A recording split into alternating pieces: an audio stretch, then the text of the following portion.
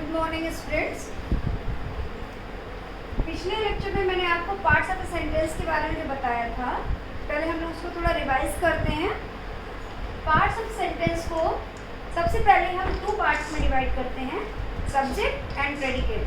Subject parts के बारे में मैंने पिछली बार आपको बताया था। Now we shall discuss about the predicate parts. Predicate parts का भी कुछ पोर्शन मैंने उस दिन बता दिया था कि फिर हम आज शुरू करते हैं। तो जब किसी सेंटेंस को हम डिवाइड करते हैं तो एक होता है सब्जेक्ट और प्रेडिकेट। सब्जेक्ट किसको कहते हैं? सब्जेक्ट किसको कहते हैं? जब किसी वाक्य में हम कौन लगाकर प्रश्न करते हैं तो जो उत्तर मुझे मिलता है वो क्या कहलाता है? सब्जेक्ट। जैसे Ram writes a letter, who writes a letter? Ram. और जब हम वर्ब में या सब्जेक्ट के बारे में जो कुछ बताते हैं वो क्या कहलाता है? प्रेडिकेट। जैसे राम क्या करता है? Writes a letter.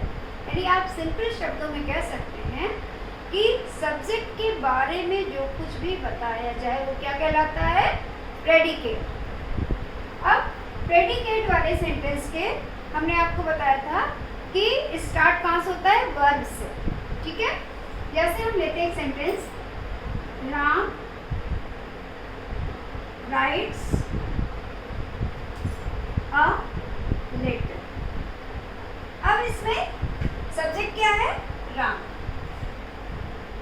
Rights a letter क्या है? प्रेडिकेट। अब प्रेडिकेट में आपने देखा राइट्स अ लेटर, तीन शब्द। राइट्स क्या है? वर्ब है। राम लिखता है, क्या लिखता है? A letter. तो क्या लिखता है कि आंसर में जो आया वो क्या कहलाएगा? ऑब्जेक्ट। अब एक इसी सेंटेंस को आगे हम और लेते हैं, Ram writes a letter to his father. ठीक है, अब इसमें आप देख रहे हैं कुछ शब्द और बढ़ गए। राम सब्जेक्ट हो गया, राइट्स वर्ब हो गया, अ लेटर ऑब्जेक्ट हो गया। इतना तो था ही पहले। टू हिज फादर, किसको लिखता है? अपने पिताजी को। तो क्या का उत्तर जो मिला था वो हो गया था आपका ऑब्जेक्ट, और किसको का उत्तर जो मिला वो भी है ऑब्जेक्ट। अब दोनों ऑब्जेक्ट हैं, तो दो ऑब्जेक्ट में से एक डायरेक्ट ऑब्जेक्ट है और एक इनडायरेक्ट। क्यों? क्योंकि पहला वाला सेंटेंस अपने आप में कंप्लीट है, राम राइट्स अ लेटर। लेकिन दूसरे सेंटेंस से यदि हम इन तीन शब्दों को निकाल दें, राम राइट्स हिज फादर, तो ये सेंटेंस अधूरा हो जाएगा। इसलिए अ लेटर क्या हो गया? डायरेक्ट ऑब्जेक्ट, और टू हिज फादर क्या हो गया? Indirect object. यानी वर्ब का इससे डायरेक्ट रिलेशन है, इसके बिना वाक्य इनकम्प्लीट है। और टू हिज फादर ये इसका जो है इनडायरेक्ट रिलेशन है, इसके बिना सेंटेंस हमारा कंप्लीट है। क्लियर है? इसको भी उस दिन मैंने समझाया था कि इसकी सिचुएशन को अगर हम चेंज करते हैं तो क्या अंतर आता है। अगर इसी सेंटेंस को हम तीसरी बार लिखते हैं, Ram writes his father a letter. दोनों सेंटेंस में अंतर कुछ दिखा? कोई अंतर नहीं दिखा? दिखा।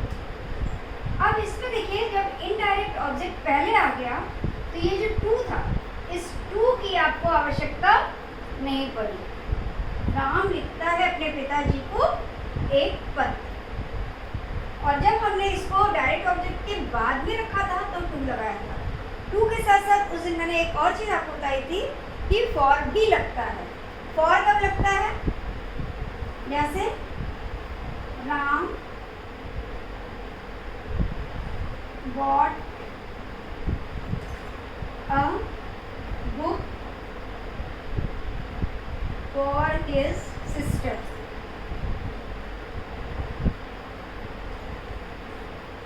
राम ने खरीदी एक किताब अपनी बहन के लिए। किसने खरीदी? राम। राम सब्जेक्ट हो गया। राम ने क्या किया? bought a book for his sister, predicate हो गया। bought वर्ब है, और a book for his sister में क्या हुआ? ऑब्जेक्ट है और for his sister indirect object है। क्यों? क्योंकि बुक का जो है सीधा कनेक्शन है, इसके बिना वाक्य पूरा है और इसके बिना वाक्य अधूरा हो जाएगा। अगर हम केवल कहते हैं Ram God for his sister तो वाक्य इनकम्प्लीट है। इस सेंटेंस को भी हम दोबारा अगर लिखें किस तरीके से लिखेंगे? Ram God his sister a book. Clear है? अब इसमें भी देखिए फॉर का जो है यहाँ पर कोई आवश्यकता नहीं, फॉर नहीं होगा।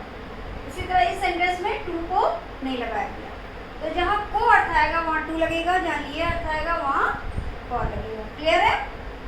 अब एक चीज़ और आपको क्लियर कर दूँ कि ये जो वर्ब आपका है दो तरह का होता है, ट्रांजिटिव और इंट्रांजिटिव। ट्रांजिटिव वर्ब किसको कहते हैं?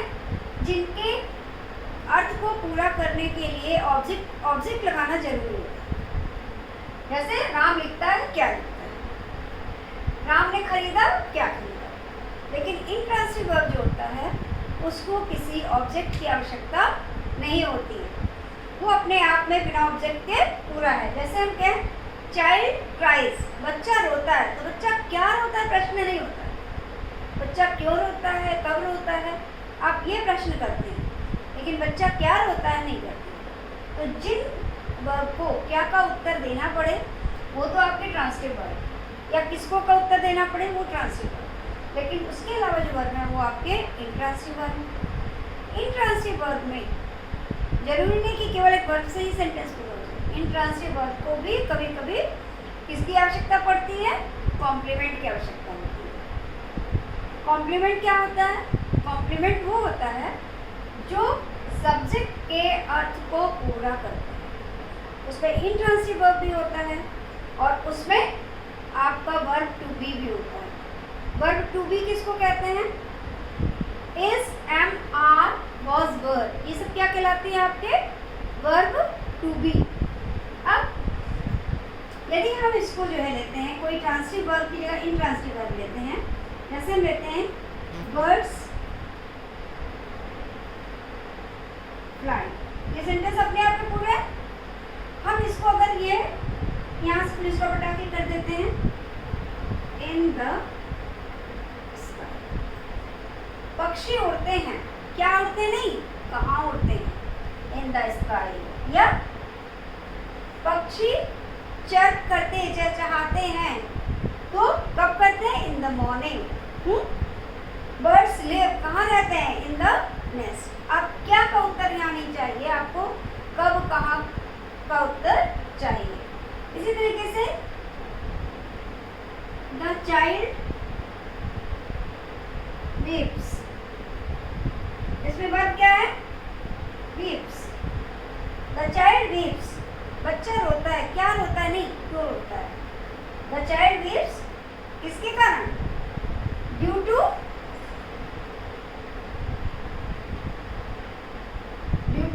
पेन,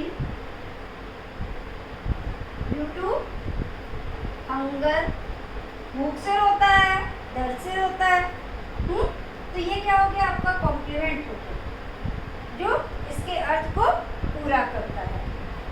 तो आपको क्या पता चला?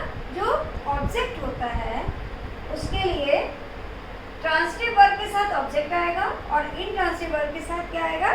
कॉम्प्लीमेंट आएगा। कॉम्प्लीमेंट में आपका जीरेंड भी आता है, इन्फिनिटिव भी आता है। अब आप जीरेंड किसको कहते हैं? जैसे मान लीजिए जो वर्ब का फर्स्ट फॉर्म होता है उसको जब हम आईएनजी लगा देते हैं तो वो जीरेंड कहलाता है। जीरेंड और इन्फिनिटिव या पार्टिसिपल ये सारे क्या कहलाते हैं? Non finite verb. ठीक है? अब हम इसमें एक सेंटेंस लेते हैं, he likes swimming.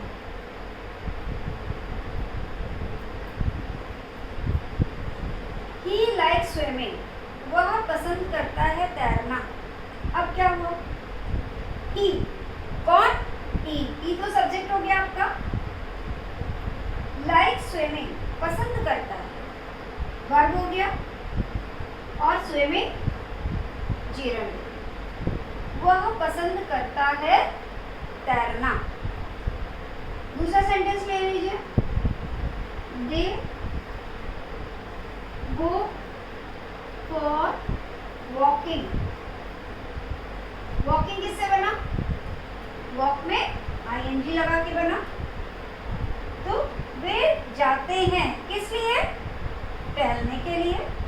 For walking, walking क्या है आपका?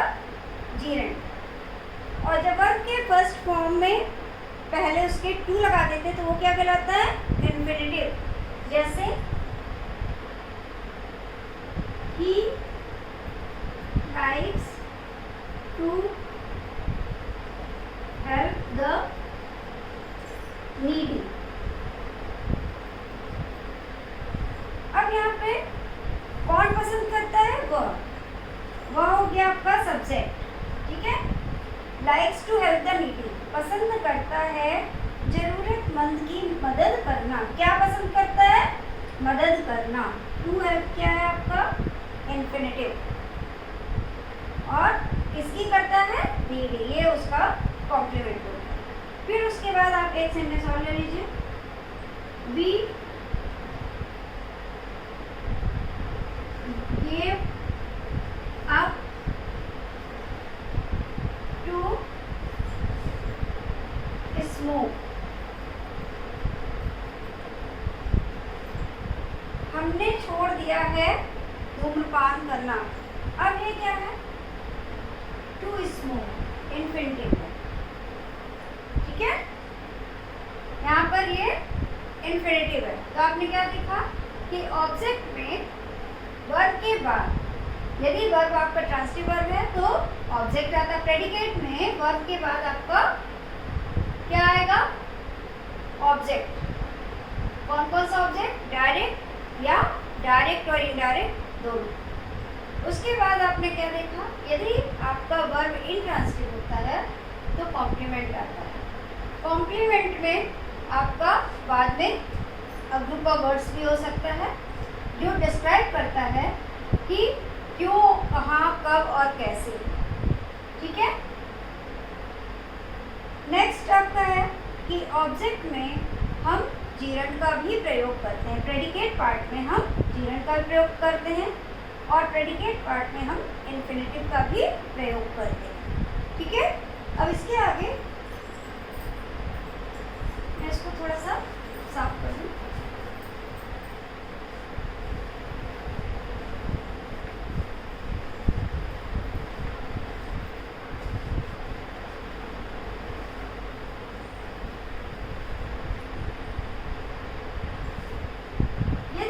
वर्ब टू बी है, टू बी का मतलब क्या हो गया?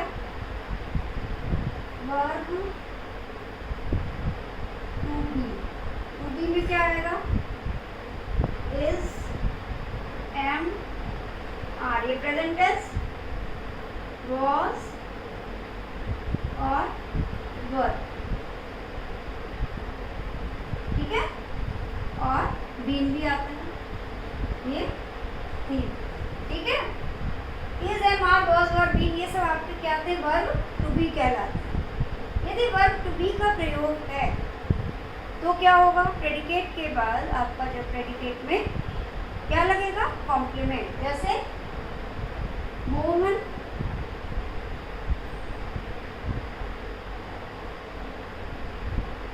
इज अ डॉक्टर, ठीक है। Mohan is a doctor. अब यहाँ पे सब्जेक्ट क्या हो गया? कौन डॉक्टर है? Mohan. Is a doctor, Mohan क्या है? डॉक्टर है। इज यहाँ पर क्या है? वर्ब टू बी है और डॉक्टर मोहन को कंप्लीट कर रहा है। मोहन क्या है? डॉक्टर है। इसी तरीके से यू आर इंटेलिजेंट,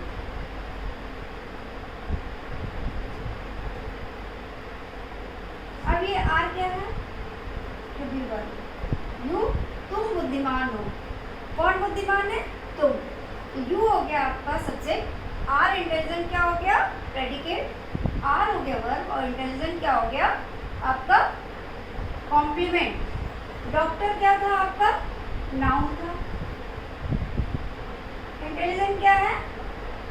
एडजेक्टिव, ठीक है।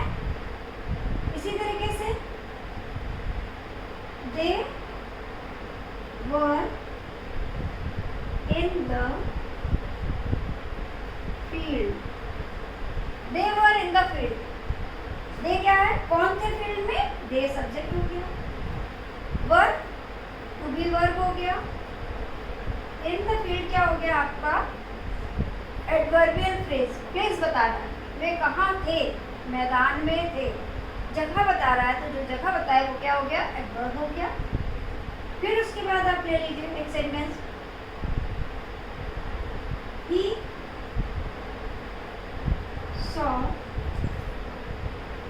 an old man walking on the road। अब ये सेंटेंस इतना लंबा हो, सब्जेक्ट क्या है इसमें, अब आप देख रहे हैं सब्जेक्ट में केवल एक ही शब्द आया है, किसने देखा, उसने देखा, क्या देखा, an old man walking on the road. अब ये an old man walking on the road पूरा क्या हो गया आपका, इस सॉ सब्जेक्ट का, जो सॉ आपका वर्ब है उसका कॉम्प्लीमेंट कर दिया, उसने देखा, क्या देखा, एन ओल्ड मैन, एक बूढ़े आदमी को, कहाँ पर देखा, सड़क पर टहलते हुए। तो मैं ये बताना चाह रही हूँ कि आपका प्रेडिकेट पार्ट भी लंबा भी हो सकता है बड़ा, और उसमें भी जैसे सब्जेक्ट पार्ट में आपने देखा था कि पहले आपका एक डिटरमाइनर आया था, फिर वो आपका एडजेक्टिव आया था, फिर आपका क्या आया था, एडवर्ब आया था, और उसके बाद आपका एडजेक्टिवल फ्रेज आया था। तो उसी तरीके से इसमें भी आपका देखिए कई शब्द आ गए, एन आपका डिटरमाइनर की तरह हो गया, ओल्ड आपका एडजेक्टिव हो गया, मैन हो गया एडवर्ब की तरह, वॉकिंग ऑन द रोड ये आपको एडजेक्टिवल फ्रेज की जगह एडवर्बियल फ्रेज आप कह सकती हैं, क्योंकि सड़क पर टहलता हुआ, और इसको एडजेक्टिवल फ्रेज इस व्यक्ति की विशेषता का एडजेक्टिवल फ्रेज भी कह सकते हैं। ठीक है, अब आप अपनी एक्सरसाइज बुक जो है खोलिएगा, उसमें आपको जो भी एक्सरसाइज सब्जेक्ट प्रेडिकेट की मिलेगी उसको आप सॉल्व करिएगा, और साथ ही साथ मैं आपको कुछ अभी इस वीडियो के बाद कुछ एक्सरसाइजेस भेजती हूँ, आप उसको भी सॉल्व करिए, और कोई प्रॉब्लम हो तो मुझसे पूछ लीजिएगा। Okay, bye.